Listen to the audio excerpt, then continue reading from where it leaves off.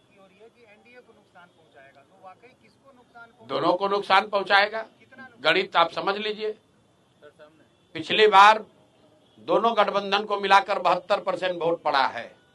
तो जितने आप लोग पत्रकार अनुभवी लोग हैं जो ये कह रहे हैं कि जगह नहीं है, तीसरे का विकल्प का जगह कहां है, तो आप समझिए कि पहले तो भाई दोनों गठबंधन को मिलाकर 72% वोट पड़ा है, मतलब 28% लोगों ने तो पहले से ही इनको नकारा हुआ है।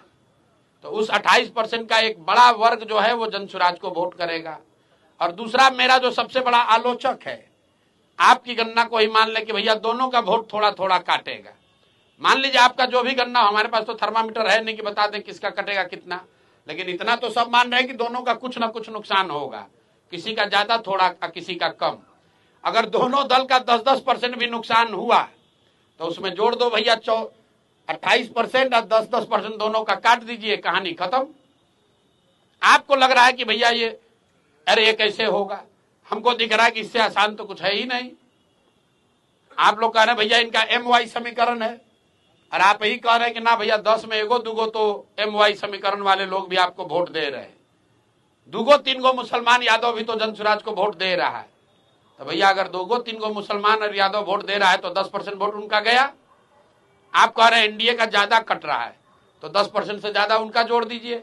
28% और 10% जो कटा महागठबंधन का और एनडीए का जितना कट रहा है वो जोड़ लीजिए, आपको पता चलेगा कि जनसुराज को कितना वोट आएगा।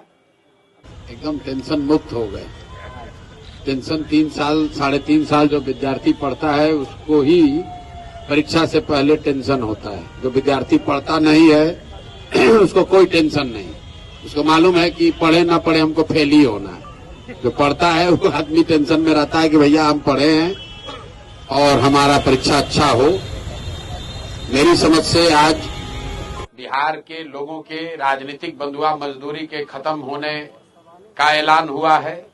ये चुनाव की तिथियों की घोषणा नहीं है, बिहार के बच्चों के भविष्य के सुधार की शुरुआत होने की तिथि की घोषणा है।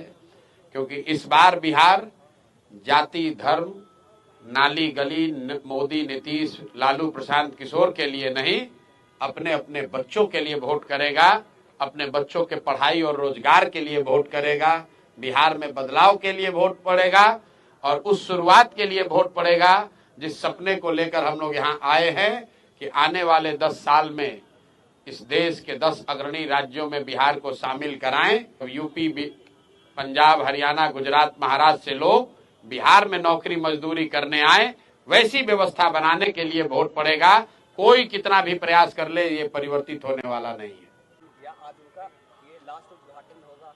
लास्ट उद्घाटन है नवंबर में, 9 दिसंबर तक। अगला हमने बहुत दिन पहले बोला है, इस बार जब मकर संक्रांति के दिन बोला था कि ये लास्ट दही चूड़ा आप खा रहे हैं, एक अन्य मार्ग पर आगे खाने को नहीं मिलेगा। मेट्रो स्टेशन अच्छी तरीके से लिख लीजिए इस बात को, अगला दही चूड़ा नीतीश कुमार एक अन्य मार्ग पर नहीं खाएंगे।